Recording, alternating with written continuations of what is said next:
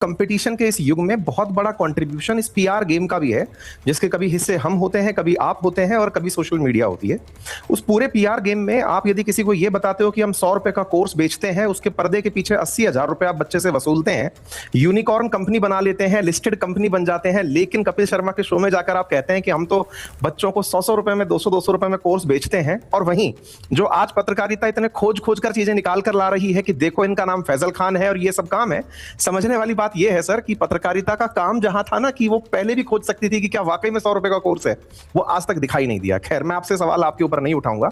मूल मुद्दा यह है सर, हमारे देश में गरीबी बिकती है और गरीबी के अंदर अगर आदमी भोला सा चेहरा लगाकर, आप मुसलमान हैं, हाथ में राखी बांधकर, आप अपने दिमाग में ये पिक्चर बना करके कि हम तो देश के सनातन प्रेमी हैं, पाकिस्तान को बढ़िया गाली निकाल सकते हैं, या आज देश को उसी का दीदार हो रहा है, तो इससे बहुत ज्यादा प्रभावित होने की आवश्यकता नहीं है। ये एक दिन होना ही था।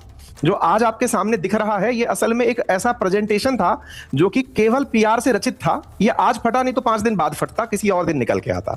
लेकिन इस बीच में जब भी कोई राइवल बनकर आएगा, असल में ज्ञान बिंदु की कहानी जब आप निकाल कर देखेंगे, बहुत सारे लोगों ने थ्रू आउट द इंडिया शायद पहली बार ये जाना होगा कि रोशन आनंद नाम से कोई टीचर है और वो इस लेवल पर पढ़ा रहे हैं कि वो कंपटीशन ऑन ग्राउंड पर उनसे बेहतर तरीके से पैदा कर पाए हैं।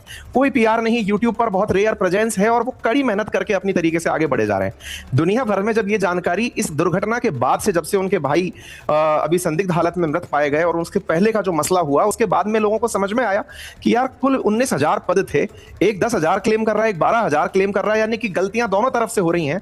लेकिन असल में विज्ञापन की इस लड़ाई के कोर में क्या है कि हम दुनिया के सामने कितने सही हैं। तो सर, झूठ को पकड़ने के लिए कई एजेंसीज हो सकती हैं। सरकार से उम्मीद की जाती है कि विज्ञापन में अगर कोचिंग वाले भी गलत विज्ञापन कर रहे हैं, उन्हें पूरी तरह जिम्मेदार ठहराएं। और कोई व्यक्ति अगर सोशल मीडिया पर किसी भी प्रकार का क्लेम कर रहा है तो उसके क्लेम को पूरी तरह से पुष्ट करने के लिए एक बहुत ही जिम्मेदार एजेंसी की जरूरत है। मैं मेरा सवाल में यही खत्म। देखिए, आप